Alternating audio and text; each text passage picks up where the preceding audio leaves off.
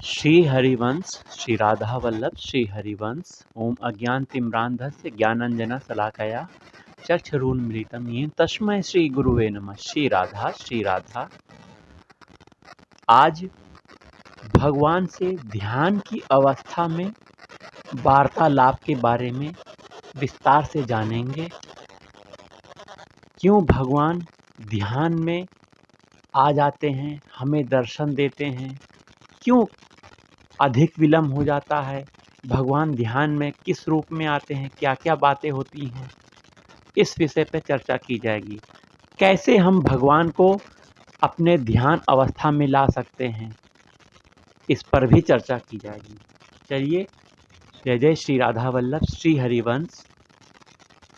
एक साधक यदि भगवान का ध्यान की अवस्था में दर्शन करना चाहता है, उनसे मिलना चाहता है, तो साधक एकांत और पवित्र स्थान में कुश या ऊन के आसन पर स्वस्तिक, सिद्ध या पद्मासन आदि किसी भी आसन से स्थिर, सीधा और सुखपूर्वक बैठे।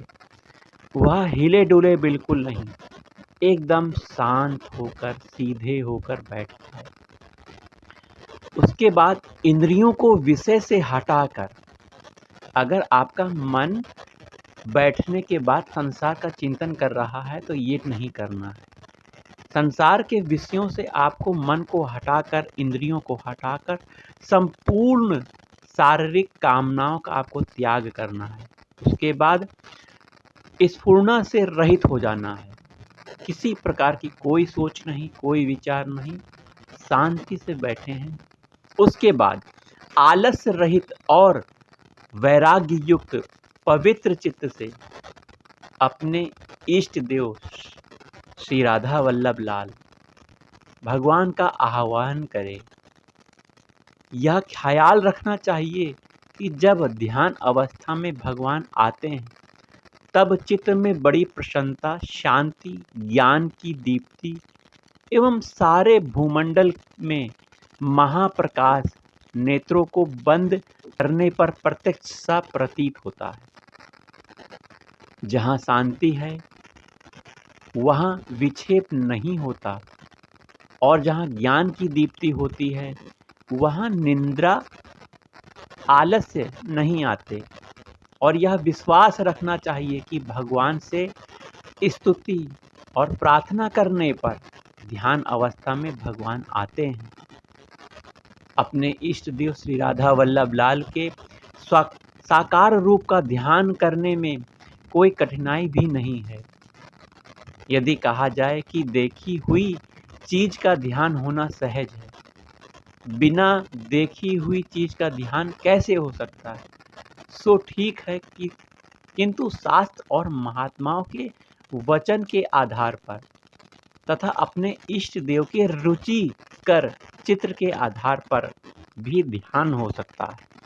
इसलिए साधक को उचित है कि नेत्रों को बंद करके अपने इष्ट देव का आह्वान करे, और साधारण आह्वान करने से न आने पर उनके नाम, गुणों का कीर्तन एवं श्रोत पदों के द्वारा स्तुति या फिर प्रार्थना करते हुए श्रद्धा और प्रेम पूर्वक, करुणा भरी गदगद होकर, विह्वल होकर भगवान का पुनः पुनः आह्वान करे, और भगवान के आने की आशा और प्रतीक्षा रखते हुए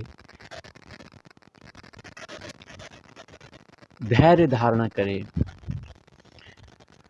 भगवान से यह पूछ सकते हैं, यह कह सकते हैं चौपाई के माध्यम से कि एक बात मैं पूछे हूँ तो ही, कारण कवन विसारे हूँ मोही। हे भगवान, एक बात मैं आपसे पूछ रहा हूँ, किस कारण आपने मुझे भूल गए हो प्रभु। हे प्रभु, वास्तव में मैं आपको भूला हुआ हूँ, आप तो मुझे हमेशा याद रखते हो। बहुत कृपा है आपकी मेरे ऊपर, जो मैं आपका ध्यान आपके ही बल से कर रहा हूँ। हे प्रभु, मेरे ध्यान में आओ ना। फिर यह विश्वास करना चाहिए कि हमारे इष्ट देव भगवान श्री राधा वल्लभ लाल आकाश में हमारे सन्मुख करीब 2 फीट की दूरी पर प्रत्यक्ष ही खड़े हैं। तत्पश्चात चरणों से लेकर उनके मस्तक तक उस दिव्य मूर्ति का अवलोकन करते हुए हमें यह कहना चाहिए कि नाथ सकल साधन में ही ना, की नहीं कृपा जानी जन दीनहा। हे नाथ, मैं तो संपूर्ण साधनों से हीन हूँ। आपने मुझे दीन जानकर दया की है, अर्थात मैंने तो कोई भी ऐसा साधन नहीं किया जिसके बल पर ध्यान में भी आपके दर्शन हो सकें, किंतु आपने मुझे दीन जानकर ही ध्यान में दर्शन दिए हैं। इस प्रकार भगवान के आ जाने पर साधक ध्यान अवस्था में भगवान से वार्तालाप करना आरंभ भी कर देता है। साधक भगवान से बोलता है कि हे प्रभु, आप ध्यान अवस्था में प्रकट होने में इतना क्यों देर करते हो? पुकारने के साथ ही आप क्यों नहीं आते हो? इतना क्यों तरसाते हो मेरे प्राणनाथ? तो भगवान तुरंत उत्तर भी देते हैं, कहते हैं तरसाने में बेटा तुम्हारा ही तो परम हित है। अब इसमें साधक फिर भगवान से पूछता है, तरसाने में प्रभु क्या हित है? मैं नहीं समझता, मैं तो आपके पधारने में ही हित समझता हूँ। तो भगवान कहते हैं, विलंब से आने में विशेष लाभ होता है बेटा। विरह व्याकुलता होती है, उत्कट इच्छा होती है, उस समय आने में विशेष आनंद होता है। जैसे विशेष रूप से जब तुमको बहुत प्यास लगे और आपको उस समय जल मिले, तब कितना आनंद मिलेगा, वह जल अमृत के समान नहीं लगेगा? फिर साधक भगवान से पूछता है, ठीक है, किंतु विशेष विलंब से आने पर निराश होकर साधक ध्यान भी तो छोड़ सकता है भगवान, इसके लिए क्या कहेंगे? तो भगवान कहते हैं, यदि मुझ पर इतना ही विश्वास नहीं है और मेरे आने में विलंब होने के कारण जो साधक उकता कर ध्यान छोड़ सकता है, उसको दर्शन देकर ही क्या होगा बताओ? जिसे धैर्य नहीं है, मेरे ऊपर विश्वास नहीं है कि मैं आऊँगा कि नहीं आऊँगा, उसको मैं दर्शन कैसे दे सकता हूँ? अब फिर साधक भगवान से पूछता, ठीक है भगवान, किंतु आपके आने से आप में रुचि तो बढ़ेगी ही और उससे साधन भी तेज होगा, इसलिए आपको पुकारने के साथ ही पधारना उचित ही तो है। तो भगवान कहते हैं, उचित तो वही है जो मैं समझता हूँ और मैं वही करता हूँ जो वास्तव में उचित है। फिर साधक भगवान से प्रश्न पूछते हैं, प्रभु, मुझे वैसा ही मानना चाहिए जैसा आप कहते हो, किंतु मन बड़ा पाजी है, वह मानने नहीं देता। आप कहते हैं कि वही बात सही है, फिर भी मुझे तो यही प्रिय लगता है कि मैं बुलाऊं और आप तुरंत आ जाओ।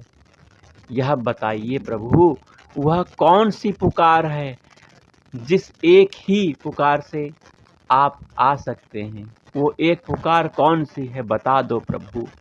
तो भगवान कहते हैं कि हे बेटा, गोपियों की भांति जब साधक मेरे ही लिए विरह से तड़पता है, तब वैसे आ सकता हूँ, या मुझ में प्रेम या और विश्वास करके द्रौपदी और गजेंद्र की भांति जब आतुरता से व्याकुल होकर जब पुकारता है भक्त, तब मैं आ जाता हूँ। अथवा प्रहलाद के सदृश, प्रहलाद के समान निष्काम भाव से भजने वाले के लिए मैं बिना बुलाए भी आ सकता हूँ। साधक बोलता है कि भगवान से विरह से व्याकुल करके आते हैं, यह आपकी कैसी आदत है? आप विरह की वेदना देकर क्यों तड़पाते हो प्रभु? इसे जरा बतला दो। तो भगवान उत्तर देते हैं, विरह जनित व्याकुलता की तो बड़े ऊंचे दर्जे की स्थिति है। विरह व्याकुलता से प्रेम की वृद्धि होती है बेटा। फिर भक्त क्षण भर का भी वियोग सहन नहीं कर सकता, उसको सदा के लिए मेरी प्राप्ति हो जाती है। एक दफा मिलने के बाद फिर कभी छोड़ता ही नहीं। जैसे भरत 14 साल तक विरह में व्याकुल रहा, फिर मेरा साथ उसने कभी नहीं छोड़ा। फिर साधक भगवान से प्रश्न पूछते हैं कि आपको कभी कार्य होता तो आप प्रायः लक्ष्मण और शत्रुघ्न को ही सुपुर्द करते, भरत को नहीं, इसका क्या कारण था? भगवान कहते हैं कि प्रेम की अधिकता के कारण भरत मेरा वियोग सहन नहीं कर सकता था। साधक बोलता है, प्रश्न पूछता है भगवान से, फिर उन्होंने 14 साल वियोग कैसे सहन किया?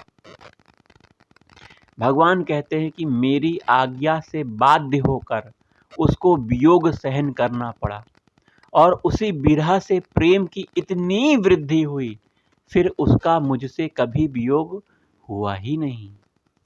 अब फिर साधक भगवान से पूछता है कि पर उस विरह में आपने भारत का क्या हित सोचा? भगवान कहते हैं 14 साल का विरह सहन करने से वह विरह और मिलन के तत्वों को जान गया, फिर एक क्षण भर का वियोग भी उसको एक युग के समान प्रतीत होने लगा। यदि ऐसा नहीं होता तो मेरी ओर इतना आकर्षण कैसे होता? अब साधक फिर प्रश्न करता है भगवान से। साधक कहता है कि विरह की व्याकुलता से निराशा भी तो हो सकती है। भगवान कहते हैं, कह ही चुका हूं कि ऐसे पुरुषों के लिए फिर दर्शन देने की क्या आवश्यकता? जो विरह में निराश हो जाए, मेरा ध्यान छोड़ दे, मुझसे प्रेम करना छोड़ दे, ऐसा विरह किस काम का? उसको मैं दर्शन देने की आवश्यकता नहीं समझता। श्रद्धा विश्वास के साथ जो मुझे पुकारता है, मेरी आस करता है कि भगवान आएंगे, मैं उसको दर्शन देता हूँ। साधक फिर प्रश्न करता है, फिर ऐसे पुरुषों को आपके दर्शन के लिए क्या करना चाहिए? भगवान कहते हैं, जिस किस प्रकार से मुझ में श्रद्धा और प्रेम की वृद्धि हो, ऐसी कोशिश करनी चाहिए। श्रद्धा प्रेम बढ़ने से मैं प्रसन्न होता हूँ। साधक फिर प्रश्न करता है, क्या बिना श्रद्धा और प्रेम के दर्शन हो ही नहीं सकते? हाँ, नहीं हो सकते, यही नीति है। बिना श्रद्धा और प्रेम के दर्शन नहीं होते। साधक फिर भगवान से प्रश्न करता है, क्या आप रियायत नहीं कर सकते, कोई छूट नहीं दे सकते प्रभु? भगवान कहते हैं, किसी पर रियायत की जाए और किसी पर नहीं की जाए, यह तो विषमता का दोष आता है ना बेटा, सब पर रियायत हो नहीं सकती। फिर साधक फिर प्रश्न करता है, क्या ऐसी रियायत कभी हो भी सकती है? भगवान कहते हैं, हाँ, अंतकाल के लिए ऐसी रियायत होती है। उस समय बिना श्रद्धा और प्रेम के भी केवल मेरा स्मरण करने से मेरी प्राप्ति हो जाती है। भगवान, मैंने गीता में कहा है ना, अंतकाले च मावेवा स्मरण मुक्त्वा कलेवरम, जो भक्त अंतकाल में मेरा स्मरण करता है वो मुझे प्राप्त होता है। तो अंतकाल में रियायत हो जाती है कि बिना श्रद्धा और प्रेम के मेरा स्मरण भी अगर उसने किया है और शरीर छोड़ देता है तो वो मुझे प्राप्त होगा। से साधक फिर प्रश्न करता है, फिर उसके लिए भी यह विशेष रियायत क्यों रखी गई है? भगवान कहते हैं, उसका जीवन समाप्त हो रहा है, सदा के वास्ते वह इस मनुष्य शरीर को त्याग कर जा रहा है। ये मनुष्य देह बहुत दुर्लभ है, मेरी कृपा से ही यह मिलता है। अब ये शरीर को जब छोड़ के जा रहा है, इसलिए उसके वास्ते यह खास रियायत छूट कर दी है मैंने। अब साधक फिर प्रश्न करता है भगवान से, यह तो उचित ही है कि अंत काल के लिए विशेष रियायत रखी गई है, किंतु अंत समय में मन, बुद्धि और इंद्रियां अपने काबू में भगवान नहीं रहते हैं, अतः उस समय आपका स्मरण करना भी वश की बात नहीं है। अब भगवान कहते हैं, बेटा, इसके लिए सर्वदा मेरा स्मरण रखने का अभ्यास करना चाहिए। अभी से अभ्यास करो, अभी से निरंतर मेरा स्मरण करो, मेरा नाम जाप करो, मेरा चिंतन सुनो करो, मेरी कथा सुनो। तो ऐसा अभ्यास करोगे, ऐसी कोशिश करोगे, तब उससे को मेरी स्मृति अवश्य बनी रहेगी। अंतकाल में भी ऐसा ही होगा। तो साधक फिर प्रश्न करता है भगवान से, आपकी स्मृति मुझे सदा बनी रहे, इसके लिए मैं इच्छा रखता हूँ प्रभु और कोशिश करता हूँ, किंतु चंचल और उदंड मन के कारण आगे मेरी कोशिश नहीं चलती। इसके लिए भगवान क्या उपाय करना चाहिए, बताओ ना प्रभु। तो भगवान बोलते हैं, बेटा जहाँ जहाँ तुम्हारा मन जा रहा है वहाँ वहाँ उसको लौटाकर प्रेम से समझाकर मुझ में पुनः पुनः लगाओ, या फिर मुझको सब जगह समझकर जहाँ जहाँ मन जाए वहीं मेरा चिंतन करना प्रारंभ कर दो। अर्थात अगर किसी बाजार में चला गया, उस बाजार में मुझे खड़ा कर दो, इस बाजार में मेरे प्रभु हैं। किसी व्यक्ति में चला गया, उस व्यक्ति में देखो कि मेरे प्रभु इसके अंदर हैं। किसी वस्तु में चला गया तो वहाँ देखो प्रभु मेरे हैं, यहाँ पर हैं। इस तरह जहाँ जहाँ तुम्हारा मन जा रहा है वहाँ वहाँ प्रभु को खड़ा कर दो, मुझे खड़ा कर दो। अब साधक फिर प्रश्न करता है भगवान से, यह बात मैंने सुनी है, पढ़ी है और मैं समझता हूँ, किंतु उस समय यह युक्ति मुझे याद नहीं रहती, इस कारण आपका स्मरण नहीं कर सकता। तो भगवान कहते हैं, आसक्ति के कारण यह तुम्हारी बुरी आदत पड़ी हुई है। तुम्हारी आसक्ति शरीर और शरीर के भोगों में लगी हुई है। मेरे ऊपर तो आसक्ति अभी उतनी नहीं है, प्रबल नहीं है। इसलिए आसक्ति का नाश करो, शरीर और शरीर के भोगों का त्याग करो। शरीर का भोगों का त्याग अर्थात भोगने की इच्छा, आप भोगते हुए भी भोक्तावान न बनो। आसक्ति का नाश और आदत सुधारने के लिए महापुरुषों का संग करो, सत्संग सुनो, नाम का जाप अधिक से अधिक करते रहो, नाम कभी न छूटे, इसका ध्यान रखो। साधक फिर यही प्रश्न करता है, यह तो यत् किंचित किया भी जाता है और उससे लाभ भी होता है, किंतु मेरे दुर्भाग्य से यह भी तो उस समय हर समय नहीं होता। ना महापुरुषों का संग मुझे प्राप्त हो जाता है, ना नाम जाप होता है।